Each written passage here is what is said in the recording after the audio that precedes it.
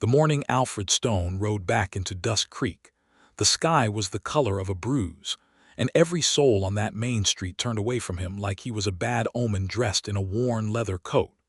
It was the autumn of 1874, and Dust Creek, Nevada sat baked and cracked at the edge of a high desert that had swallowed better men than Alfred Stone. The town was small enough that everyone knew your name and mean enough that they remembered every wrong thing you had ever done with it. Alfred had given them plenty to remember. There had been the drinking, which had lasted 2 full years after his ranch burned to the ground. There had been the fistfight with Deputy Clarence Holt that had left the man with a broken nose, and Alfred with 30 days in the county jail. There had been the debts he had left unpaid at Finch's General Store, and the way he had stopped showing up to church, and the rumor, never proven but never quite killed either, that he had cheated Ezra Browning out of a parcel of land before the fire took everything and left Alfred Stone with nothing but his horse, his name, and a reputation that had curdled so thoroughly that the town had simply decided, the way small towns do when they grow tired of a man, that Alfred Stone was finished. They were wrong about that. But Alfred did not know how to tell them so, and even if he had, he suspected none of them would have listened. He tied his horse, a rangy bay gelding named Copper, to the post outside Finch's General Store and stood for a moment in the pale morning light. He was 32 years old, and he looked older than that, with a jaw that needed a razor and eyes the gray-green color of sage after a long drought. He was tall enough that he had to duck through most door frames in Dust Creek and lean in the way that men get when they have been working through hunger rather than eating past it. He had spent the past 8 months working cattle for a rancher named Dubois over in Humboldt County, sending money back piece by piece until his debts in Dust Creek were cleared. He had the receipts in his breast pocket. He had come home, though home was a generous word for a place that had written him off. He pushed through the door of the General Store. Behind the counter, Elias Finch looked up from his ledger, and his expression did something complicated that moved from surprise to discomfort to a tight-lipped kind of tolerance. Elias was a careful man who kept his opinions close to his chest and his accounts closer still. "Stone," he said. "Finch," Alfred replied. He drew the folded receipts from his pocket and set them on the counter with the care of a man laying down something he had carried a long distance. "I believe that squares us." Elias looked at the papers without touching them. Then he looked at Alfred. "You paid these through the Humboldt Bank. Every dollar. I asked them to send confirmation ahead. Did it not arrive?" Elias reached under the counter and produced a folded paper. He looked at it, looked at Alfred, and then nodded with the smallest possible inclination of his chin, as though agreement with Alfred Stone was something he had to ration. "It arrived." "Good," Alfred said. He picked up his receipts, folded them back into his pocket, and settled his hat. "I am going to need to reopen an account." The pause that followed was the kind that had weight to it. Elias set down his pen and looked at Alfred the way a man looks at a crack in a wall that he is not sure has stopped spreading. "You planning to stay?" "I am planning to rebuild," Alfred said. "On my land. The south parcel still belongs to me, fire or not." Elias said nothing for a moment. Then he said, "There is a woman staying at the boarding house. Came in 3 weeks ago from Missouri. She has been asking about that parcel." Alfred went very still. "My land." "Your land," Elias confirmed, with a slight emphasis that suggested the matter had been less than settled in Alfred's absence. "But she did not know that when she asked. She is looking to set up a small farm. She came out here on her own. People have been," he searched for the word, "people have been helpful." Alfred understood what helpful meant in a town like Dust Creek. It meant that in the absence of Alfred Stone, and given the general consensus that Alfred Stone was never coming back, someone had pointed a woman toward a parcel of land and let her believe it might be available. He breathed slowly in through his nose. "I would like to meet this woman," he said, in a tone that he kept very deliberately quiet. He found her not at the boarding house but out on his land. He had ridden south along the creek bed, through the thin line of cottonwoods that marked the boundary between the town's grazing commons and the private parcels, and he had come over the low rise that gave onto the flat stretch of land where his house had stood, and there she was. She was standing in the middle of what had been his front yard, which was now just scorched earth and new scrub, and she was holding a piece of paper in one hand and a measuring cord in the other, and she was studying the ground with an intensity that made her look like she was reading something written in the dirt. Alfred pulled Copper to a stop at the top of the rise and sat there for a moment, watching her. She was somewhere around 28 or 29, he guessed, with dark brown hair pulled back under a practical bonnet that the desert wind kept trying to knock sideways. She was not dressed like a woman who had come west to find a husband or to follow one. She was dressed like a woman who had come west to do something, in a sturdy cotton dress and leather boots that had already seen hard use, with a canvas bag over one shoulder and the sort of posture that came from a person who was accustomed to standing their ground even when the wind pushed against them. Alfred rode down the rise toward her. She did not look up until Copper's hooves were close enough that the sound was unavoidable, and when she did look up, she did not step back. She looked at him with a pair of brown eyes that were direct and calm and entirely unintimidated, which was, Alfred had to admit, not the most common reaction a person had to him riding up unannounced. "Good morning," she said. "Good morning," Alfred replied. He rested his forearms on the saddle horn. "I believe you may be standing on my land." She looked down at the ground. She looked back up at him. "I was told this parcel was unclaimed." "You were told wrong," Alfred said. "I have the deed.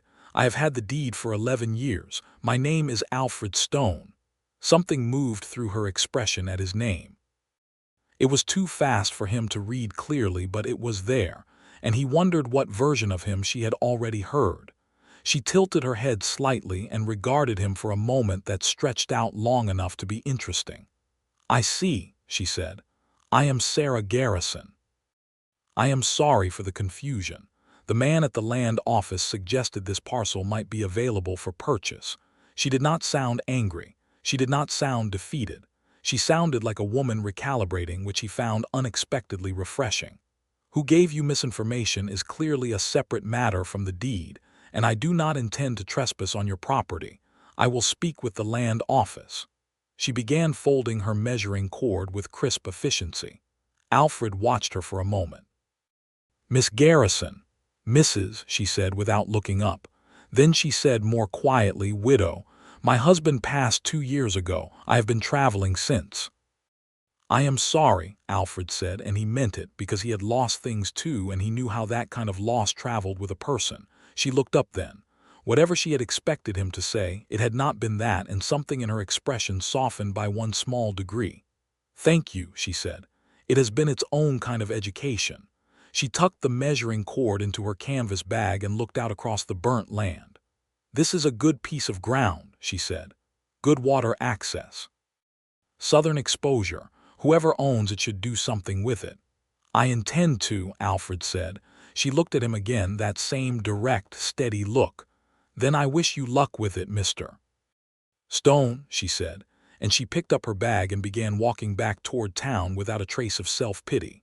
Alfred sat on Copper and watched her go, and he could not have explained precisely what it was that made him feel, for the first time in a long time, like the morning had not been entirely wasted.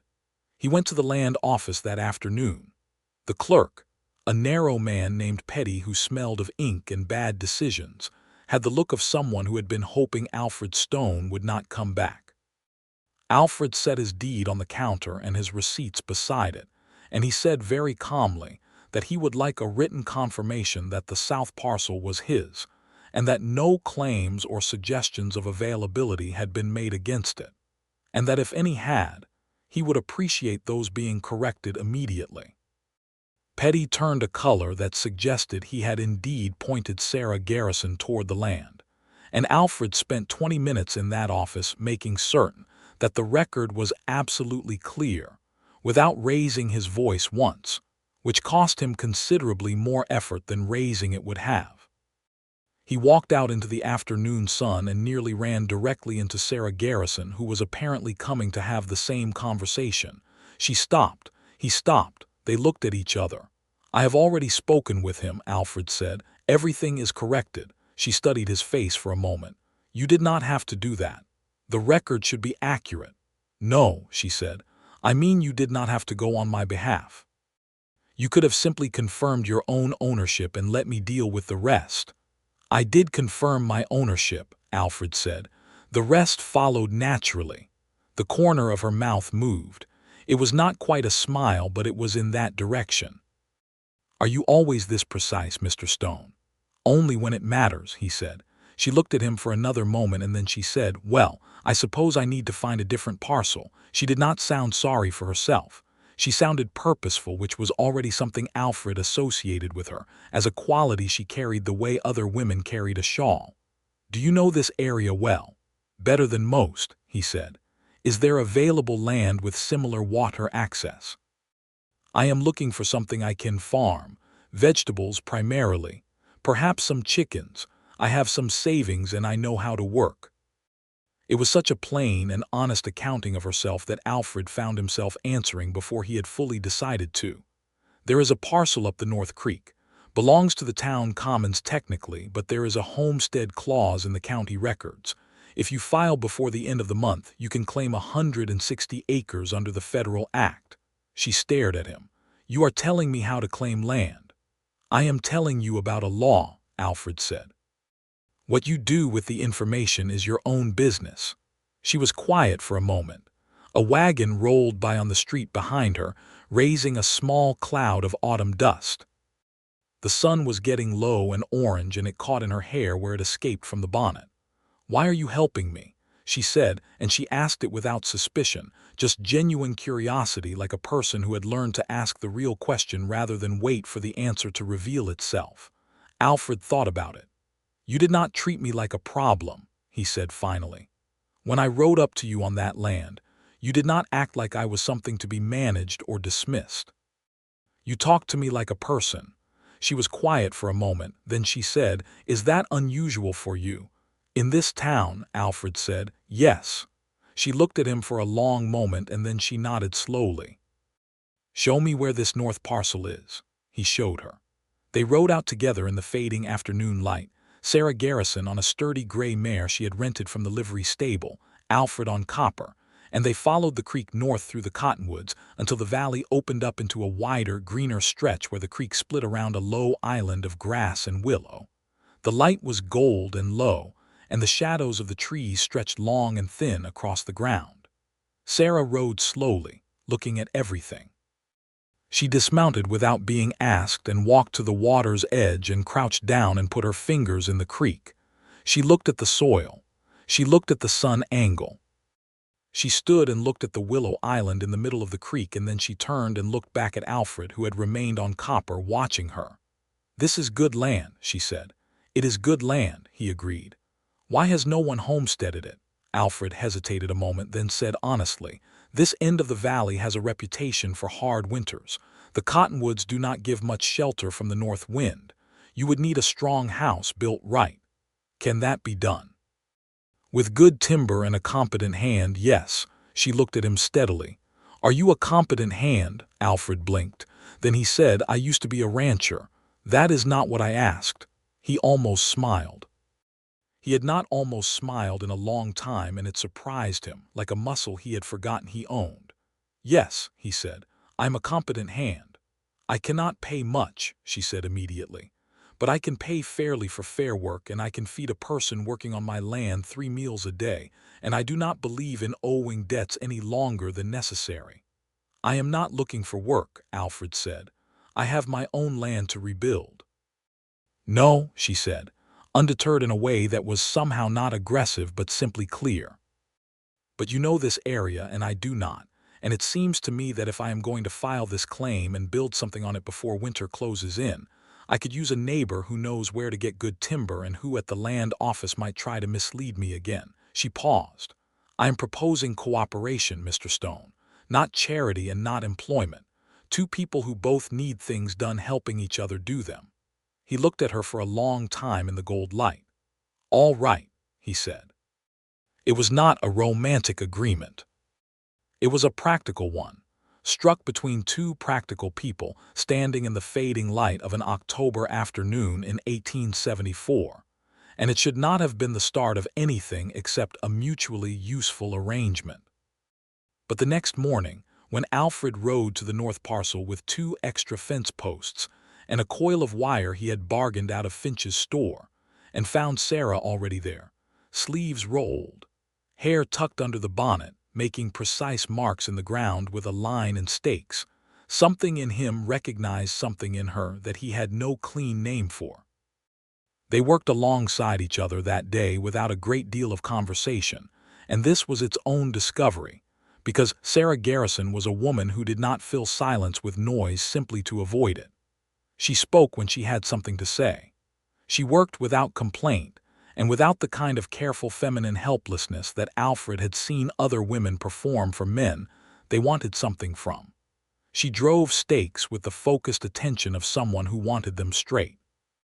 When she hit a root and could not get her stake down, she did not stand there looking distressed. She got a rock from the creek bank and used it for a mallet and drove the stake through anyway. Alfred watched this from the corner of his eye and felt something turn over slowly in his chest like a warm coal. When they stopped at midday, Sarah produced from her canvas bag a cloth wrapped around cornbread and sliced salt pork, and she handed him half without preamble, and they sat on a fallen log by the creek and ate in the kind of comfortable silence that usually takes years to build. "Were you always a widow?" Alfred asked eventually, and then immediately said, "That is a foolish question." "I mean, how long were you married before you lost him?" She did not seem bothered.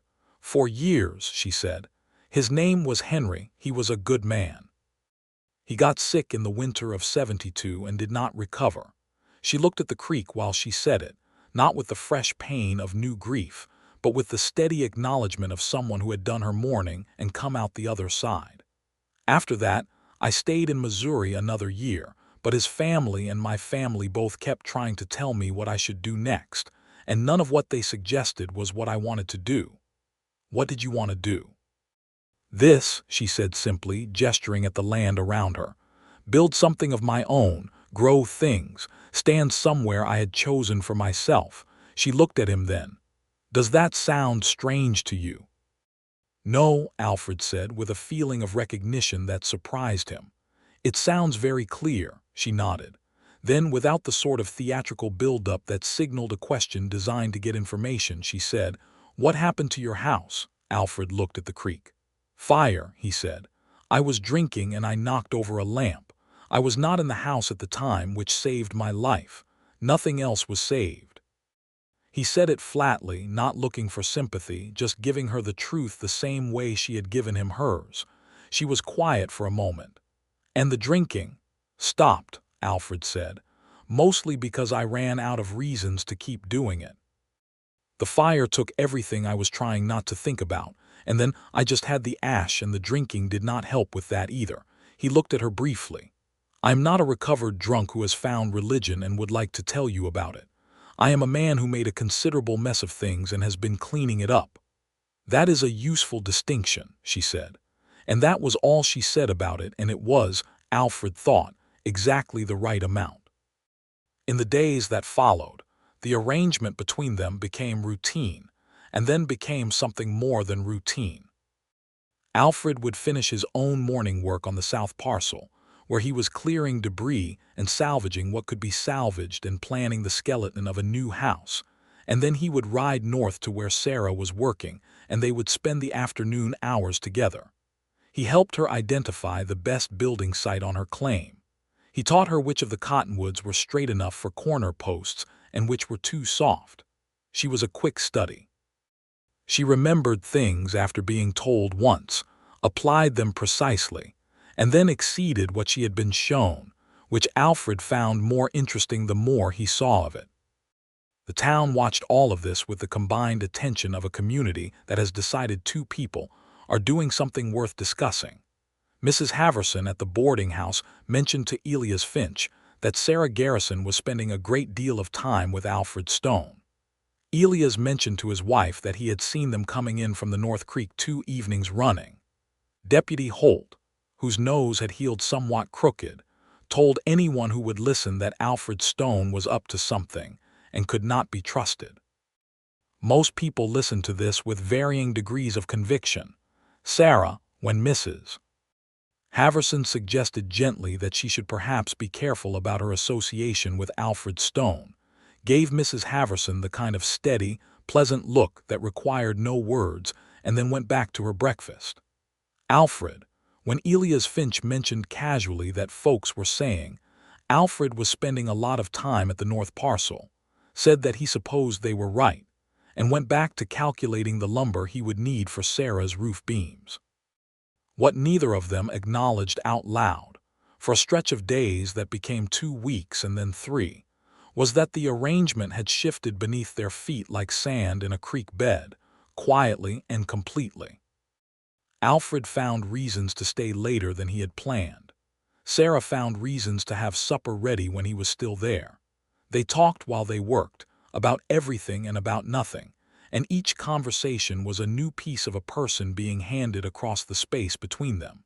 He told her about the ranch before the fire, about the cattle he had built the herd from, 12 head to over 200 in 7 years of steady work. About his father, who had died in '61 in a war Alfred had managed to stay out of by virtue of being in the Nevada Territory, rather than in the states where the war had reached. About the loneliness that had come after his father's death and the drinking that had grown from it, slowly and then all at once. She told him about growing up in St. Louis, the daughter of a man who owned a printing press and a mother who had read every book the press produced, about learning to read at 4 and arithmetic at 6, and the way her parents had treated education as something that belonged to her and not just to the boys in the family. About Henry, who had been kind and steady and who had loved her genuinely, and who she missed not with the consuming grief of incompletion, but with the gentle sorrow of something good that had ended too soon. About the year in Missouri after his death, when every well-meaning relative had suggested she find another husband and every part of her had said not yet, not that way, not for someone else's reasons. "You came all the way to Nevada," Alfred said one evening. They were sitting on the log by the creek which had become their habitual resting place, and the sun was going down in a long red wash behind the hills. "From Missouri, alone." "I was not entirely alone," she said. "I traveled with a family as far as Salt Lake, and then with a supply wagon from there to Elko, and from Elko I hired a driver to Dusk Creek." She paused. "I researched this area. I read everything I could find about the land office records and the homestead provisions and the water rights along this creek system. I did not come west without thinking about it." "No," Alfred said, watching her face in the red light. "I do not imagine you do much without thinking about it." She turned to look at him. The light was warm on her face and her eyes were very clear. "Is that a criticism?" "It is the opposite of one," he said. She looked at him for a moment and he looked back, and the evening said something neither of them was quite ready to say yet. Then she looked back at the creek and said, "We should get the roof beams ordered before the first frost." "Yes," he said. "We should." But he sat there for another 5 minutes before he moved, and she did not suggest he leave. The first real trouble came on a Tuesday in November, with the cold already settling hard into the evenings, when Deputy Clarence Holt rode out to the North Parcel with another man, a heavy-set fellow named Garner who worked for the county assessor's office, and informed Sarah Garrison that there was a dispute about the validity of her homestead claim. Alfred happened to be there when they arrived. He was in the process of notching a corner post when Holt's horse came through the cottonwoods, and he straightened and set his chisel down with care. Holt looked at him. His crooked nose went a color that was not quite red and not quite purple. "Stone," he said. "Holt," Alfred replied. "I am here on county business." "Then conduct it," Alfred said. "I am not stopping you." Holt turned to Sarah, who had come out from the partially framed structure that was going to be her house. She had sawdust on her sleeve and a very composed expression on her face. Holt explained that a man named Warren Teague had filed a competing claim on the North Parcel, citing prior use, and that the matter would need to be adjudicated by the county land board. In the meantime, Sarah should know that her claim was under contest. Sarah asked, in a tone of absolute calm, when Warren Teague had filed this competing claim.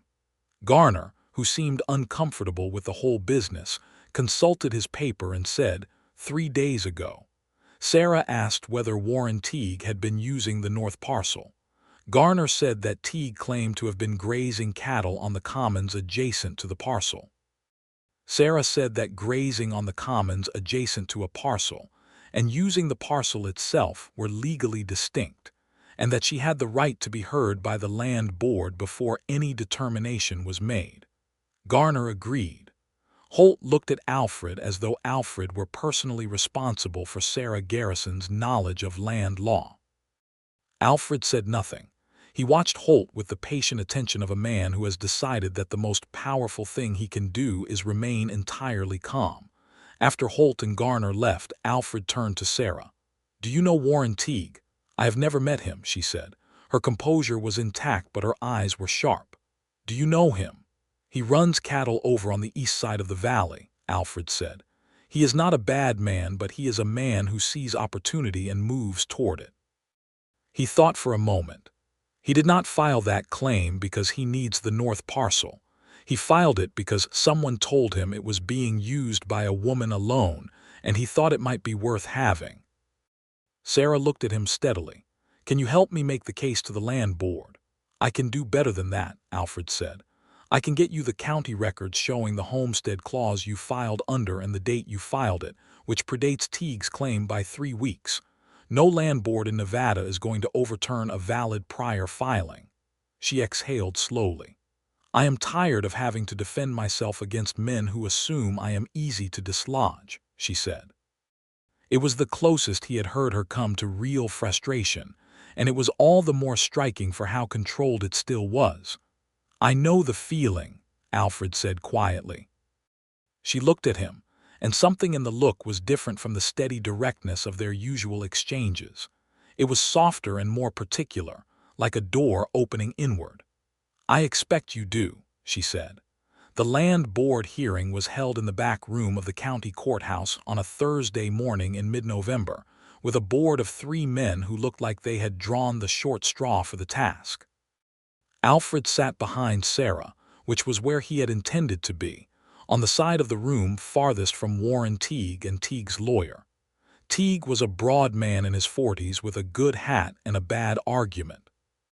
His lawyer, who had ridden in from the county seat, made a reasonable presentation about prior use that crumbled when Sarah stood up and presented her filing date, the relevant statute, and a clear-eyed summary of the legal distinction between commons grazing and private parcel use that left the 3 board members looking at each other with the expression of men who did not need to deliberate very long.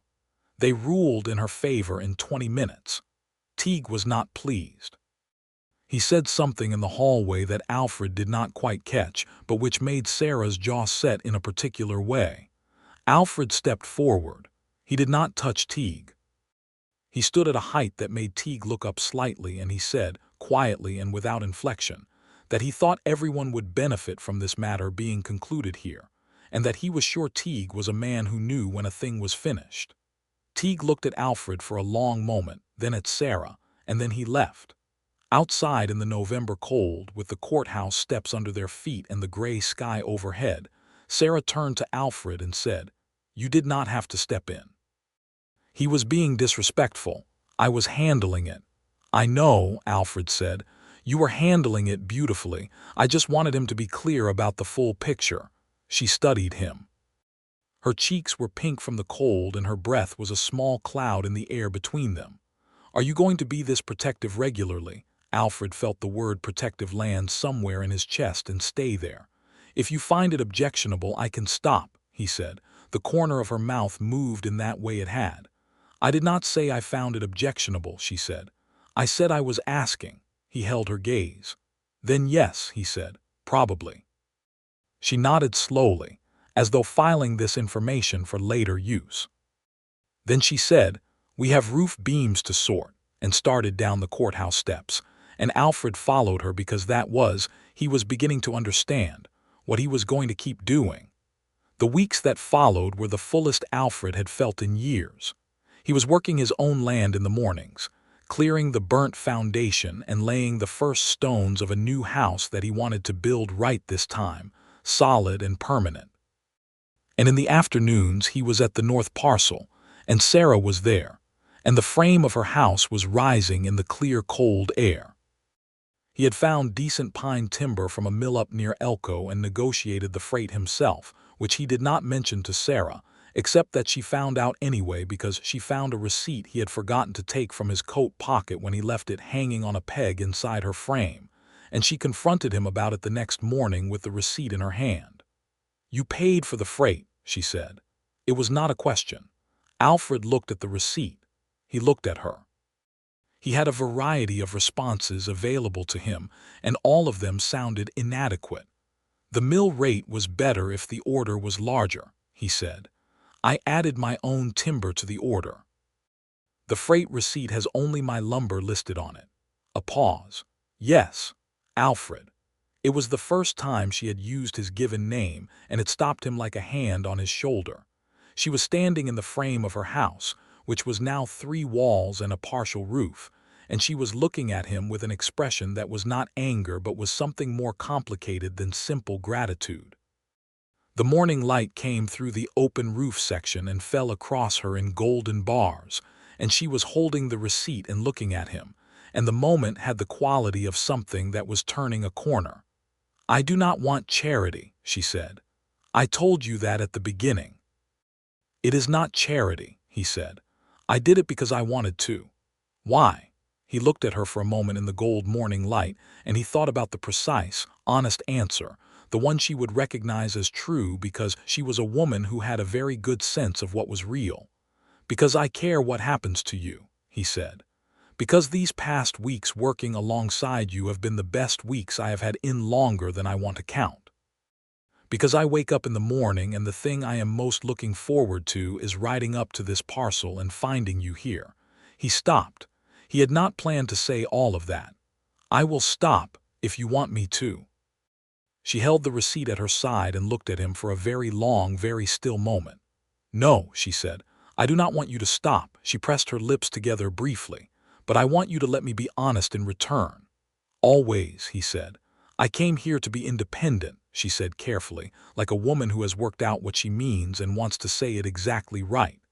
"I came here to build something of my own, to stand on my own ground, and I have not given up any part of that. I have not changed my mind about any of it." She paused. "But I have also found that the best mornings I have had since Henry died have been the mornings you are here. And I did not expect that, and it has taken me some time to decide what to do about it." The cold morning air was very still around them. "What did you decide?" Alfred said. She looked at him. "That independence and partnership are not the same thing as contradictions," she said. "That a woman can stand on her own ground and also choose who she stands beside." Alfred crossed the distance between them, which was not far, and he stood close enough that the gold morning light fell across them both, and he said, "Then I would very much like to stand beside you, if that is an offer." "It is something close to one," she said. He reached out and took her hand, which was calloused from work and strong from use, and held it with care, and she did not pull away. They stood like that in the frame of her house while the morning light moved through the open rafters, and the creek made its quiet sound nearby, and it was not a grand declaration, but it was true, and in Alfred Stone's experience, things that were true were rarer and more valuable than things that were grand. Word traveled through Dust Creek the way words travel through small towns, which is to say quickly and with editorial embellishment. By the following Sunday, there was not a soul in town who had not heard that Alfred Stone was courting the widow Garrison from Missouri. Reactions varied considerably. Mrs. Haverson thought it was sweet but worried that Sarah was being naive. Elias Finch thought privately that Alfred Stone had changed enough to deserve a fair chance, and said so to his wife, who agreed. Deputy Holt thought, loudly, and to anyone who would sit still for it, that Sarah Garrison did not know who she was dealing with. Sarah heard Holt's opinion on a Monday afternoon when she came into the general store, and he was standing at the counter with two other men, explaining his views.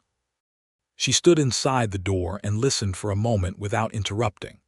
When Holt noticed her and had the grace to look uncomfortable, she said, pleasantly and directly, that she appreciated his concern, that she was a grown woman who had crossed 2 territories alone and won a land board hearing and was currently building a house with her own hands, and that she felt reasonably confident in her assessment of Alfred Stone.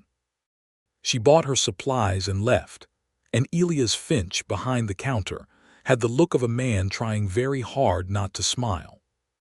When she told Alfred that evening, standing beside the partly finished stove she had installed in her new house while he made the chimney connection above, he listened with his head bent to the flue pipe and said nothing for a moment.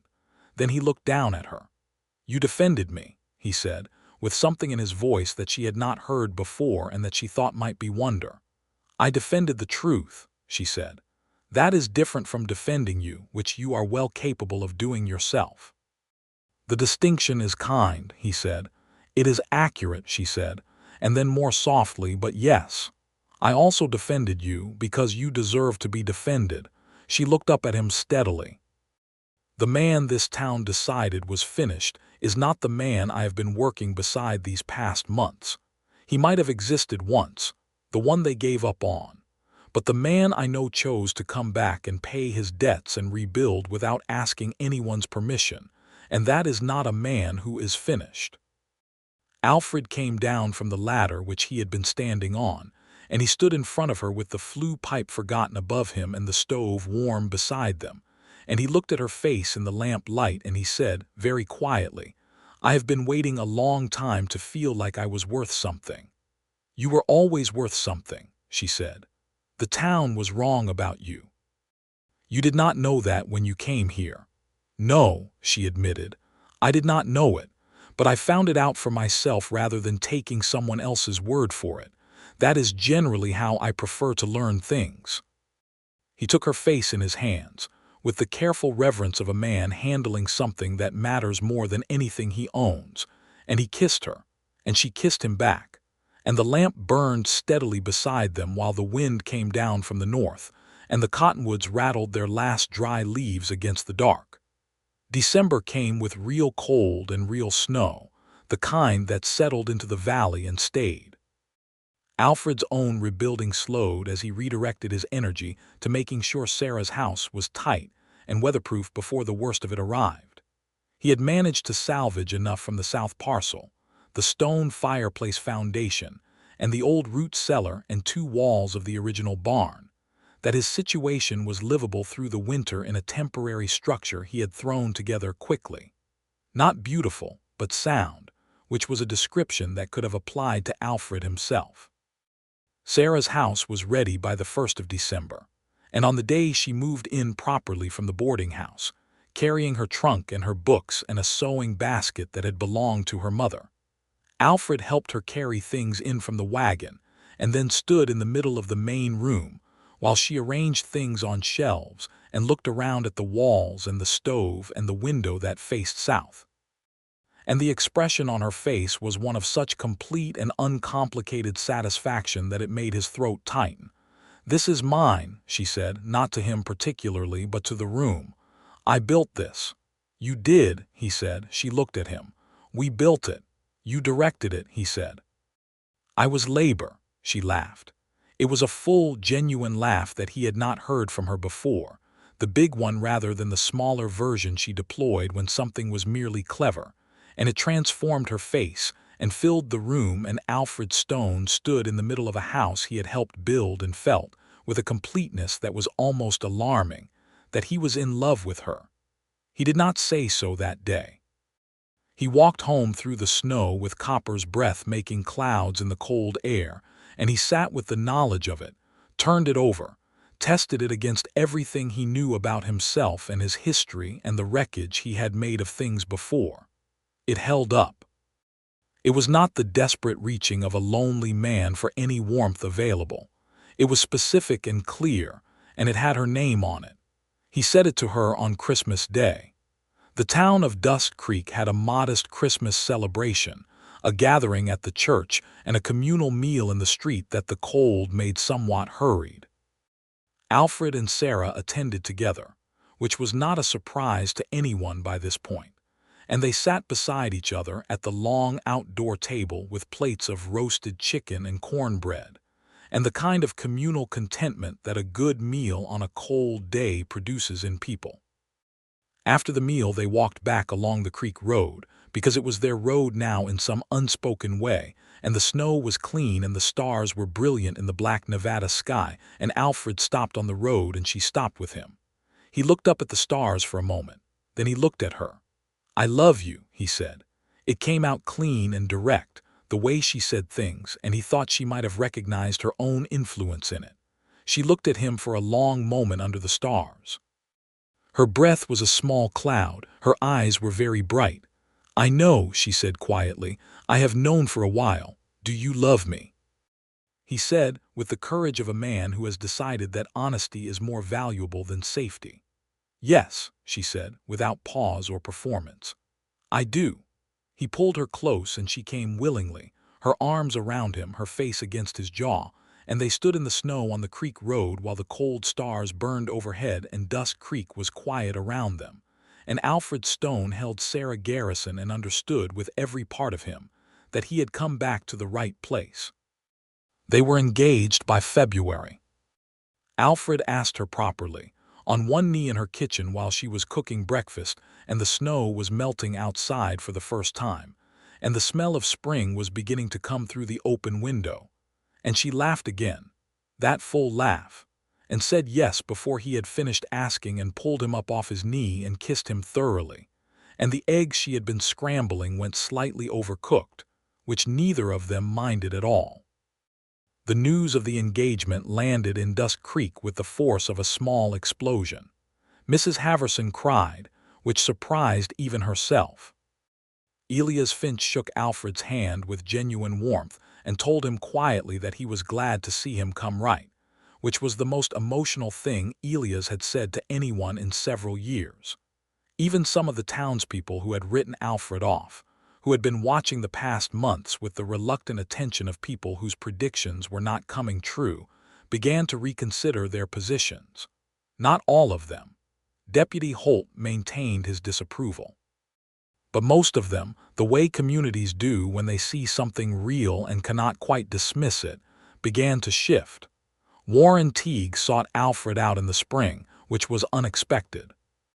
He came to the south parcel where Alfred was making real progress on the new house now, with stone walls going up in proper timber framing, and he stood outside and called a greeting, and Alfred came out and they stood in the March sun.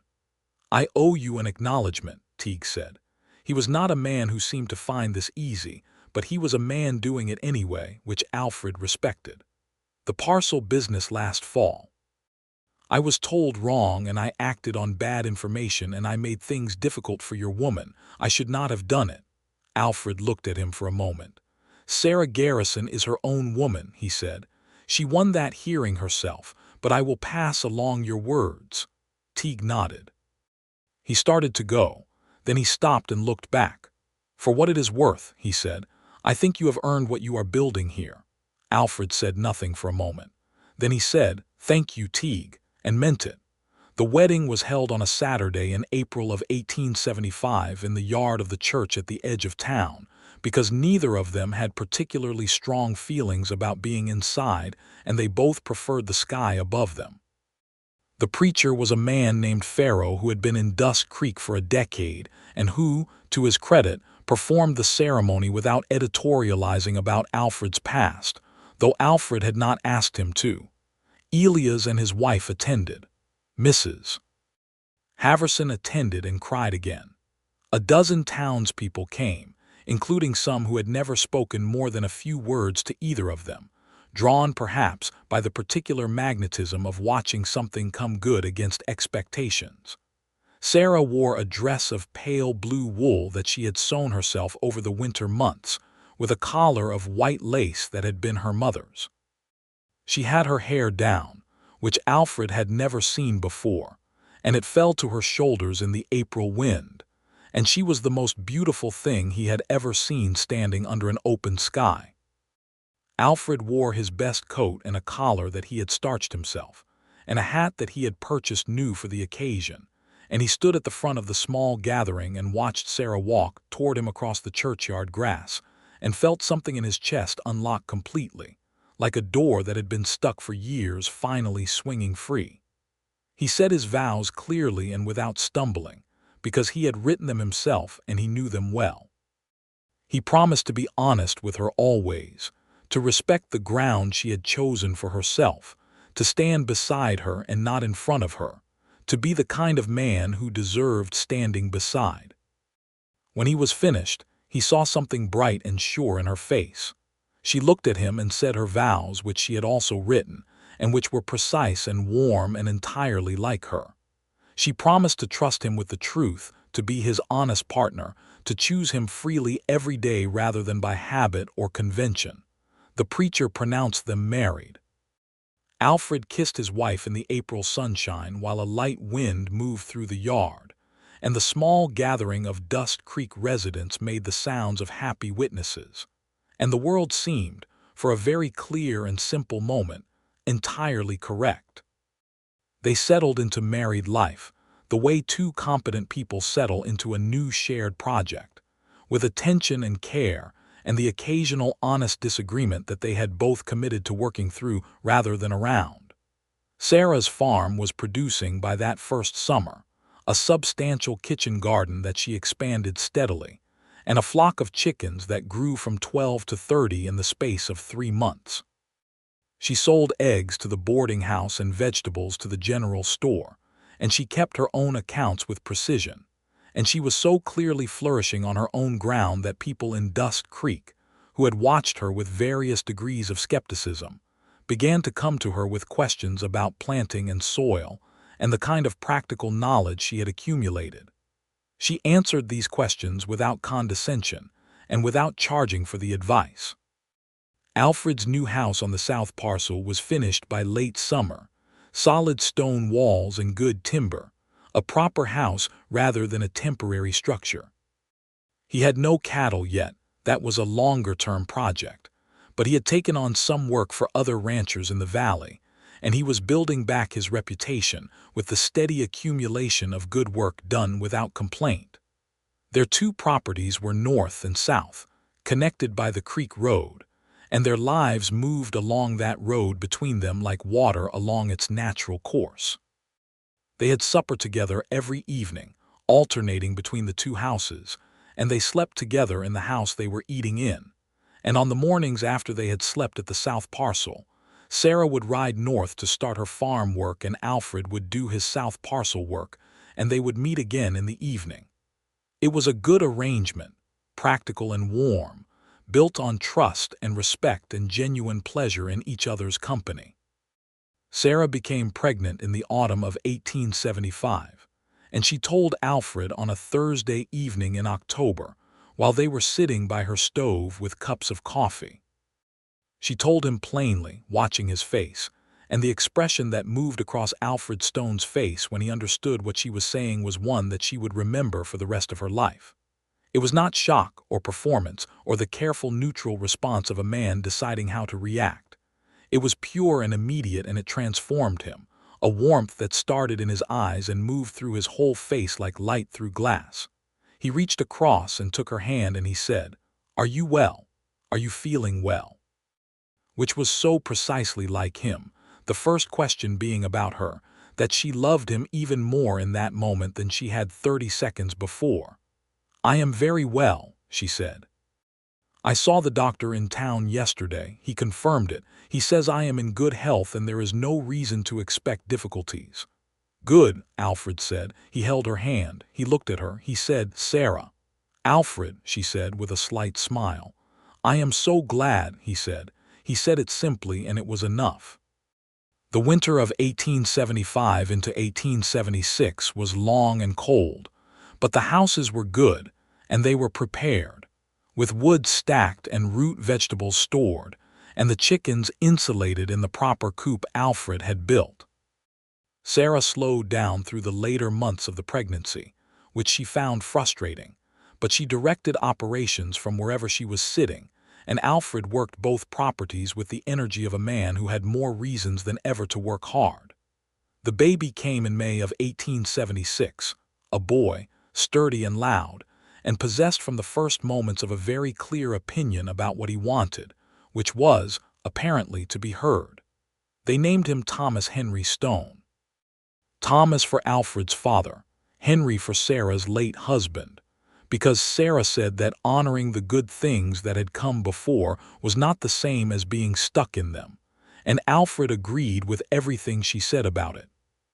Thomas was a vigorous baby, and then an energetic toddler, and then a small boy with Sarah's brown eyes and Alfred's height, and the combined stubbornness of both parents, which expressed itself early and emphatically. He grew up understanding that he lived between two properties on a creek road, and that both of them were his family's land, and he grew up watching his mother keep her accounts and his father build fences, and both of them talk to each other like equals. And this was, without either of them doing anything particularly deliberate about it, the education he received about how the world ought to work. In 1877, Alfred finally bought cattle again. He started smaller than he had in the old days, 20 head of good stock that he purchased from a rancher near Winnemucca who was downsizing, and he drove them back to Dust Creek himself over 4 days with a hired hand, arriving dusty and sunburned and satisfied.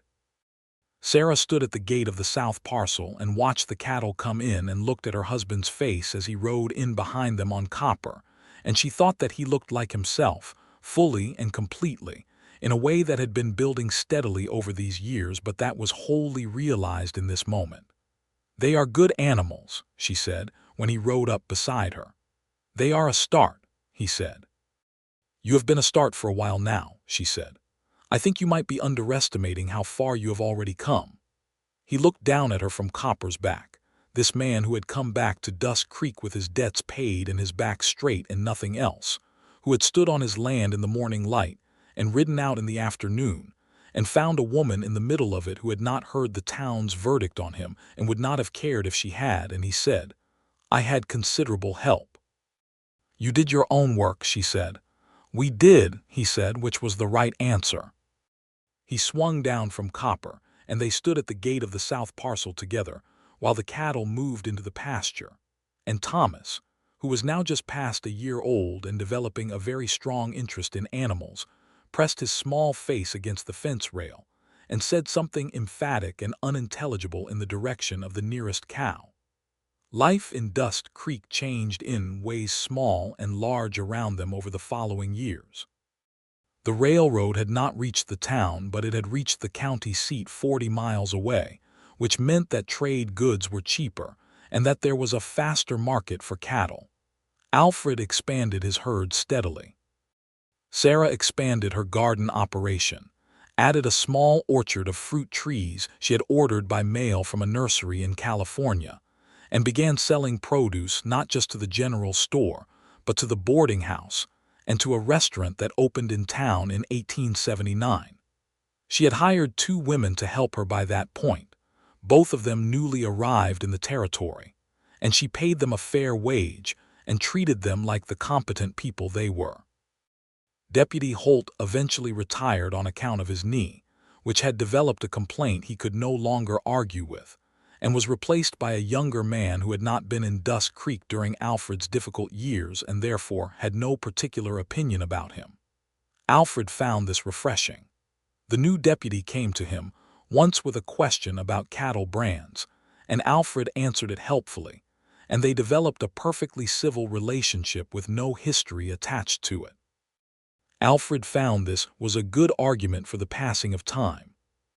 Sarah's orchard began producing in 1881, the apple trees first and then the pear trees, and the first full harvest was a Saturday in late September that Alfred took Copper out to the north parcel to help with, despite Sarah's assurance that she and her 2 helpers had it managed. He spent the day carrying baskets and arguing pleasantly with Sarah about the best way to pack apples for storage, which was a subject on which they had genuinely different opinions that had not resolved themselves in years of discussion. Thomas, who was 5 by then, contributed to the harvest by eating an unsustainable number of apples and then falling asleep under the largest tree with both hands still sticky, and Alfred carried him inside and put him on his small bed and stood over him for a moment in the September afternoon light. Sarah came in behind him. She looked at their sleeping son and then at Alfred. "He is your father's stubbornness and my father's appetite," she said quietly. "He is his own person," Alfred said, which was the observation he had been making about Thomas since the boy was old enough to demonstrate it. "Yes," Sarah said, "he is." She leaned against Alfred, her shoulder against his arm, and they stood together over their son while the apple harvest sat in baskets in the other room and the afternoon light moved across the floor.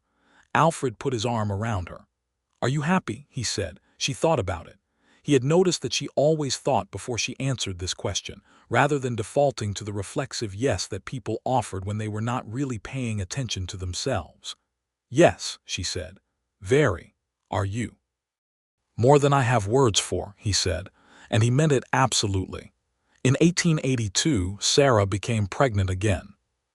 She was 36 by then, and she spoke with the doctor in town who told her that she was healthy and that there was no particular cause for alarm, and she accepted this information with her customary composure and went home and told Alfred, who responded with the same immediate warm attention he had responded with the first time, asking about her health before anything else. This pregnancy was somewhat harder than the first.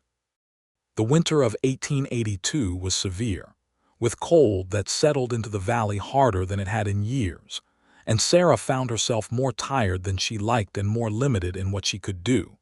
And Alfred watched her manage her frustration with this, with a combination of admiration and concern that he had to be careful not to express too heavily, because she did not appreciate being treated as though she had become fragile. He managed it by being present and useful without being hovering, which was a balance he had learned to calibrate over 8 years of marriage to a woman who had very clear ideas about her own autonomy. He made sure the firewood was always stacked high. He brought her books from Elias Finch's store, which had begun stocking a small selection of titles, and she read through the winter evenings while he sat beside her, and they talked about what she was reading with the easy pleasure of two people who have made conversation into a daily practice. Thomas was old enough now to be genuinely helpful, and he took his responsibilities with the seriousness of a 7-year-old who was aware he was being trusted. He fed the chickens in the mornings and collected eggs, and reported back with the formal conscientiousness of someone delivering important news. Alfred told him he was doing a fine job, and Sarah told him he was doing a fine job, and Thomas accepted both assessments and continued doing the fine job. The baby came in March of 1883, a girl this time, who arrived in the small hours of a night when the snow was still on the ground and the world was very quiet. The doctor from town had been fetched, and Mrs. Haverson, who was older now but still sharp, had come to help. Alfred waited in the next room with Thomas asleep on the floor beside him, and when the baby cried, that first strong sound in the quiet house, Alfred closed his eyes and breathed very slowly and felt the gratitude of it settle through him like warmth spreading from a fire. They named her Clara Jane Stone. Clara because Sarah liked the sound of it, and Jane because it had been Alfred's mother's name, which he had never mentioned to Sarah, and which she had drawn out of him one evening when she had asked about his mother, and he had realized he rarely spoke of her. Clara was quieter than Thomas had been as a baby, more observant, with Alfred's gray-green eyes and Sarah's expressions, and she watched the world from the beginning with a focused attention that was immediately and undeniably familiar. Alfred held her in the evenings and looked at her face and thought that she was the most precise person he had ever met who could not yet speak. Thomas was fascinated by his sister. He approached her with the careful attention of a boy who takes responsibility seriously. And he was, from the beginning, protective of her in the straightforward way of an older sibling who has simply decided that this is how things are. Sarah watched her son with Clara and was moved by it in ways she did not always express in words. Dusk Creek in 1883 was a different place from the Dusk Creek of 1874. It was larger, with new buildings along the main street and a schoolhouse that had been built in 1878 where Thomas would start in the fall. The railroad connection at the county seat had made trade easier, and several new families had come into the valley.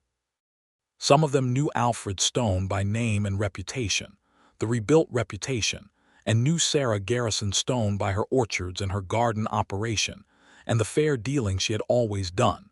And they came to both of them for advice and neighborly assistance, and Alfred gave it freely, and Sarah gave it freely, and neither of them had to explain themselves to anyone. The injustices of the territory were not invisible to them. They saw them clearly and were not comfortable with looking away. The Apache people who had been pushed from the land that the white settlers were building on were a presence in the territory that Alfred and Sarah discussed with honesty. They knew the land they worked had belonged to people before them, and they carried this knowledge with them rather than burying it under convenience. When a family of the Paiute people came through the valley in the spring of 1884, traveling and in some difficulty after a hard season, Sarah fed them from her stores without making them ask twice for anything, and Alfred helped the family's eldest man repair a broken wagon wheel without payment or performance of charity. And when the family moved on, Alfred stood and watched them go with a feeling that was a long way from comfortable, and that he thought was right not to be comfortable. Because the accounting of those years was not a thing any honest person could look at and feel settled. He said this to Sarah one evening after the family had gone. She was nursing Clara and Thomas was doing the reading his mother had assigned him, and Alfred sat at the table and said what he had been thinking, and Sarah listened in the way she always listened, which was completely. "I know," she said, "and knowing does not fix it, but pretending not to know would be worse." She looked at him. "We can be decent people in the place we are in, and we can raise our children to understand what is true about this land and its history. That is not enough, but it is what we have to offer." "Is it enough for you?" Alfred said. "It has to be a start," she said. "Like everything else around here." She looked at him with a slight smile. "Some of us have become rather good at starts." He reached across the table and covered her free hand with his. She turned her hand and held his, which was so natural by now, so completely the shape of their ordinary evenings that it required nothing from either of them, just the straightforward fact of it. Thomas looked up from his book.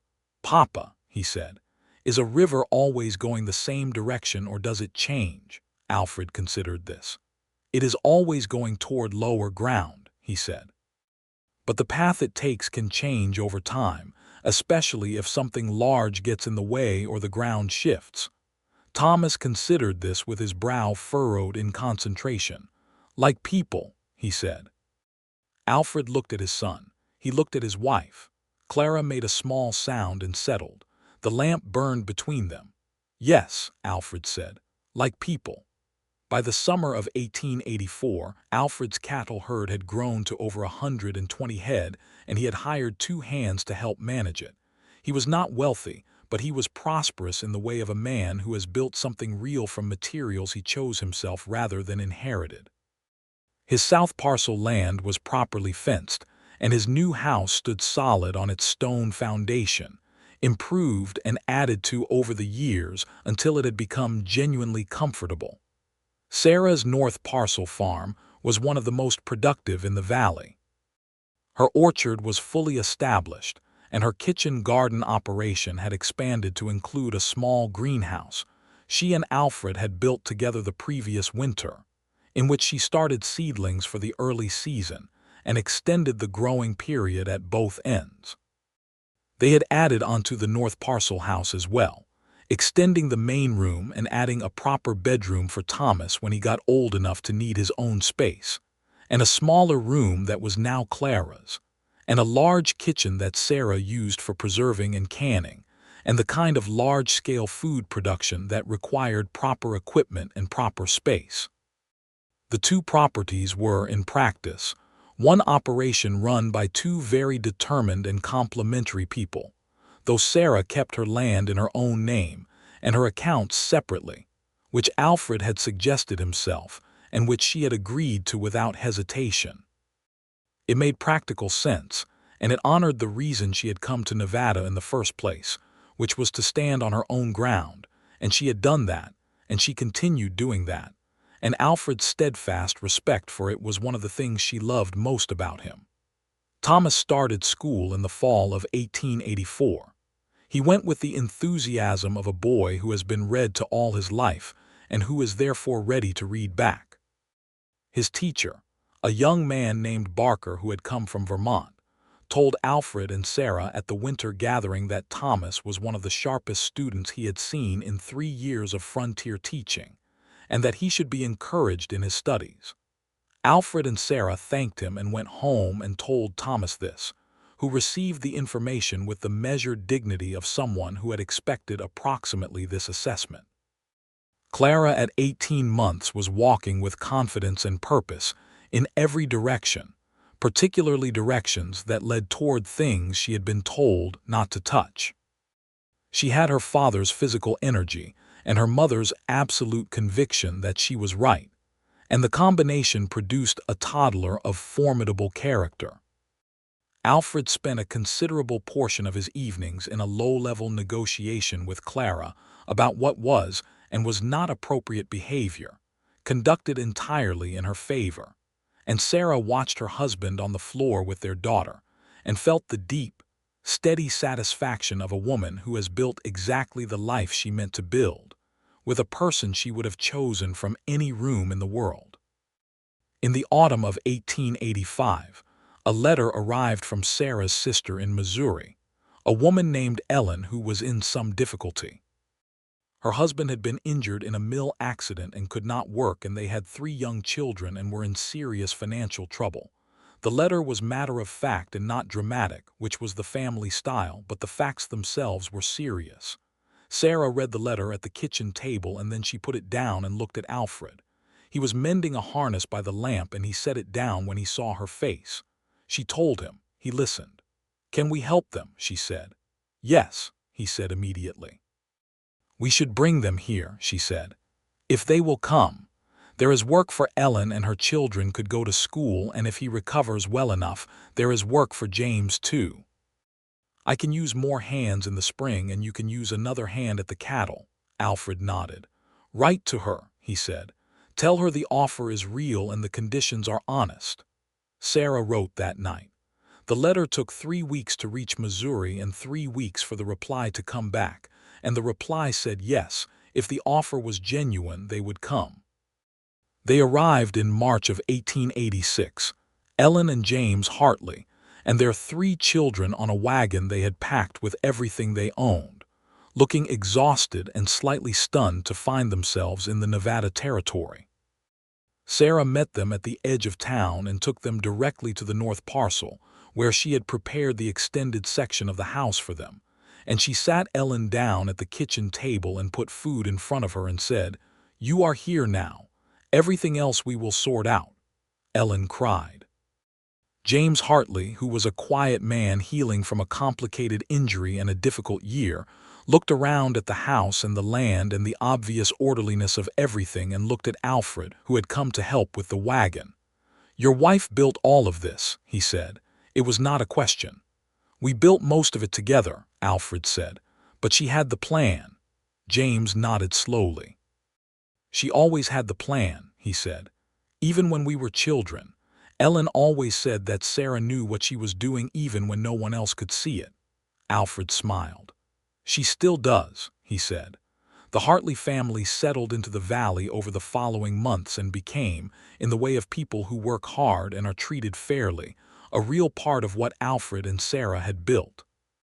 James's arm healed to about 70% function, which was enough for the kind of work Alfred needed, and he was a reliable and careful hand who took instruction well and gave good observations in return. Ellen was a skilled cook and an excellent manager, and she and Sarah ran the farm operation with a complementary efficiency that doubled their output. The three Hartley children went to school with Thomas and made friends, and became in time as much a part of Dust Creek as any family that had been there twice as long. The school was expanded in 1887 to accommodate a growing student population.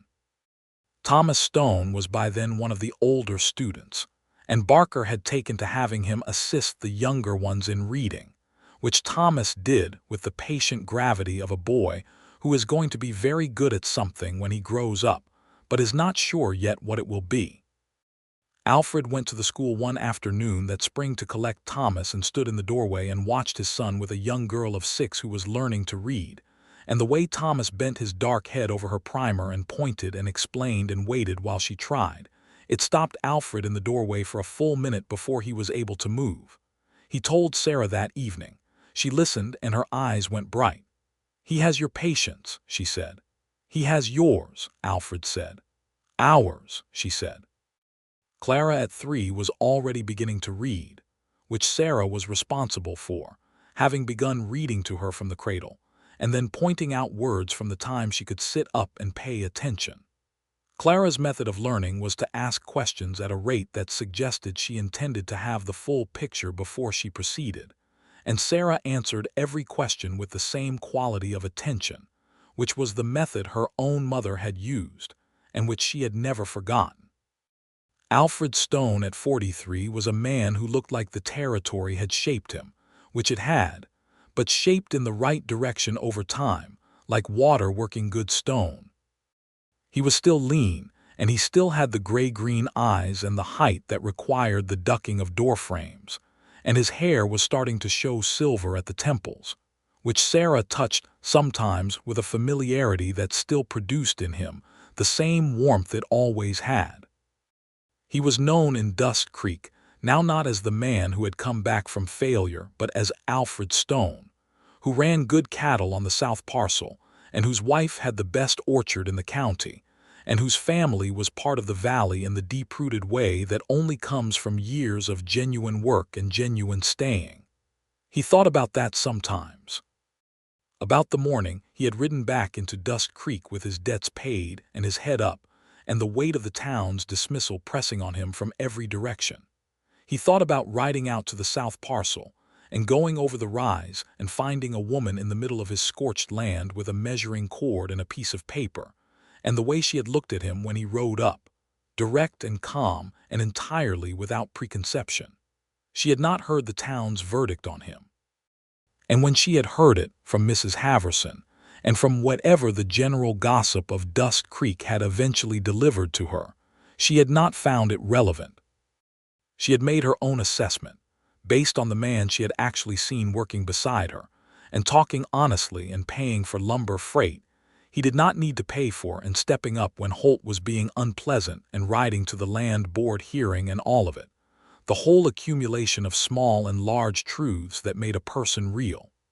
She had chosen to know him rather than know about him, and that distinction was the most significant gift anyone had ever given Alfred Stone. In the spring of 1888, Alfred finished what he thought of as the last phase of rebuilding. He had bought additional pasture land adjacent to the south parcel, and his cattle herd was now over 200 head, which was what it had been before the fire. He stood on the rise above his land one morning in April and looked at the pasture and the house and the new barn and the fences running clean and straight, and he felt the quiet completeness of a thing that had been fully restored. Not restored to what it was, because that was not quite right. Restored to what it should have been. Better, because the man who ran it now knew what he had and why it mattered. He rode down from the rise and north along the creek road and into the north parcel, where Sarah was in her greenhouse starting the season's seedlings. She was wearing an old work dress with soil on the sleeve and her hair pulled back, and she was labeling small pots with her precise, clear handwriting. She looked up when she heard Copper's hooves. "You look like a man who has been thinking," she said. "I have been looking at the south parcel," Alfred said. He dismounted and tied Copper and came into the greenhouse, where the warm green smell of growing things met him at the door. The herd is back to what it was. She set down her pen. She looked at him. That is something, she said. It is everything, he said, or it is the bookend anyway, the beginning and the coming back around to where the beginning should have been. He looked at her. Thank you, she tilted her head. You did that. I did it because I came back, he said, and I kept going because of you. Those are not small things, and I want to say them plainly. She came to him. She put her hands on his face, the way he had put his hands on her face in the lamp light of her half-built house all those years ago, and she looked at him with the direct, clear look that had never changed. That was as much hers as her name. You were worth coming back for, she said. You were worth finding out. He put his hands over hers. I am the luckiest man in Nevada, he said. You are the man who did not give up, she said. That is better than luck. He kissed her there in the greenhouse with the warm smell of growing things around them and the April morning outside the glass, and she kissed him back with the full and settled love of a woman who has built her life exactly as she meant to and chosen exactly the right person to stand beside in it. Thomas was 13 in 1889 and had announced with the certainty of someone who has done his research that he intended to study law. This was, in the territory, a somewhat ambitious declaration, but neither Alfred nor Sarah treated it as anything other than a logical next step to consider. They talked with him about the reading he would need to do and the schooling that would be required and the practical question of how he would get himself to a place where he could study law. And Thomas considered all of this with the same measured seriousness he brought to everything, and said that he supposed they had several years to work it out. He was right. They did. Clara at 6 was reading better than most children twice her age, a fact she was entirely aware of and which she did not deploy for competitive advantage, but simply as a resource, reading constantly and indiscriminately. Her mother's books and her father's land records and Thomas's school primers, and anything else she could get her hands on. She had decided that she wanted to be a doctor, which she announced at supper one evening with the same tone in which Thomas had announced the law, and Alfred and Sarah received this information with the same seriousness they had given Thomas's announcement, and Clara nodded and went back to her dinner with the air of someone who has completed a necessary formality. In 1890, the railroad reached Dusk Creek directly, which changed the town in ways both good and complicated. It brought new settlers and new trade and cheaper goods and faster post, and it also brought the kind of rapid change that reshapes a place faster than its people can always absorb. Alfred and Sarah watched the changes with the attention of people who are invested in a place and took the good and managed the complicated with the same practical intelligence they brought to everything. Elias Finch, who was getting older and whose eyesight was beginning to be a problem, retired from the general store that year and sold it to a man from California. He came to Alfred and Sarah's supper table one evening before he left and sat with them and ate and talked about the old days of Dusk Creek with the warmth of a man who has been present for a history worth talking about. He looked at Alfred at the end of the evening and said, "You made a good account of yourself, Stone." "I was not sure you would," Alfred said. "I am glad to have surprised you." Elias laughed. It was not a thing he did often. After Elias left, Sarah cleared the table and Alfred dried the dishes, which was a division of evening labor they had never formally assigned but had simply fallen into and maintained without comment, and the house was quiet around them with the children asleep. "He is a good man," Sarah said. "He was fair to you when many were not." "He was," Alfred agreed. "That matters." "It does," she said. She handed him a dish and he dried it. "We have been lucky in the people who were fair to us." "We have been lucky in each other," Alfred said. She smiled. "That too," she said. They finished the dishes in the comfortable quiet of a long marriage that had never run out of things to say, but had also learned the value of not needing to say anything. And then they sat by the lamp and Sarah read and Alfred looked over his cattle ledger, and the house held them in its warmth, while the Nevada night pressed dark and cold against the windows. By 1892, Thomas Stone, at 16, had completed everything Dust Creek School had to offer, and had begun corresponding with a law college in San Francisco on the advice of his teacher. Sarah helped him draft the letters, and Alfred helped him organize the financial question of how he would pay for it, which they were working on steadily. There was land that could be sold if needed. There was money saved. There was Alfred's conviction, stated plainly and without drama, that his son would go to school and would become a lawyer if that was what he had decided to become, and that they would figure out the rest. Clara at 9 was the image of her mother in certain lights, that same direct look and that same quality of attention, and she was also becoming, quite deliberately, the image of herself, which was the most Alfred could have asked for. She had taken over management of the chicken flock with the comprehensive authority of someone who has found their domain, and she kept records of egg production in a small notebook she carried in her apron pocket, and she reported these figures to her mother weekly with charts she drew herself. Sarah watched her daughter do this, and felt the particular pride of a woman who sees her own best qualities carried forward in a new form.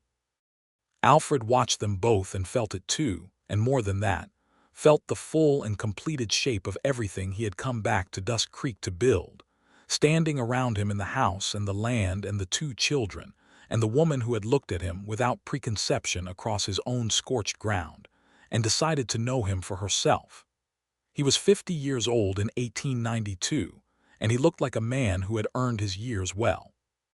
Sarah was 46, and she looked like a woman who had built her life from good materials and maintained it carefully, and the gray in her hair and the lines at the corners of her eyes were as beautiful to Alfred as anything he had ever seen, because they were the marks of the life they had made together. One evening in the late summer, when the light was long and golden and the cottonwoods along the creek were going to their first autumn yellow, Alfred and Sarah sat on the porch of the North Parcel house, the one she had built, the one that had started everything. They were watching the light go, the way they had done on hundreds of evenings, and Clara was inside with a book, and Thomas was in the barn finishing the evening work with a thoroughness that suggested he had inherited both parents' inability to leave a job half done. Alfred reached over and took Sarah's hand. She held his. The creek made its sound below the cottonwoods. A dove was calling somewhere in the willows. The sky went from gold to rose to the first pale blue of evening. "Do you remember the morning you were standing in my pasture with a measuring cord?" Alfred said. "I do," Sarah said. "I almost did not ride down," he said. "I sat at the top of that rise and I thought about just riding away and coming back later. I was tired of confrontation and I had already had enough of petty at the land office and Holt's face in the morning." She turned to look at him. "What made you ride down?" He thought about it. "You were so focused," he said. "You were reading the ground like it had something to say. I thought a person who looked at the world that carefully was probably worth talking to." She looked at him for a moment and then looked back at the creek. "I thought you were going to be difficult," she said, "when you told me it was your land.